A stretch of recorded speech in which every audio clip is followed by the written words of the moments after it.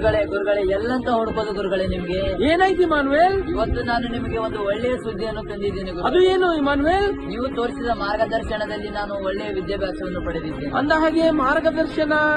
ನೀನ್ ಹೇಳುತ್ತಿರುವುದು ಶಾಲೆ ಬಗ್ಗೆನಾ? ಹೌದು ಗುರುಗಳೇ. ಏನಿದೆ ಅದರಲ್ಲಿ ಅಂತ ವಿಶೇಷತೆ? ಹಲವಾರು ಚಟುವಟಿಕೆಗಳಿವೆ ಗುರುಗಳೇ.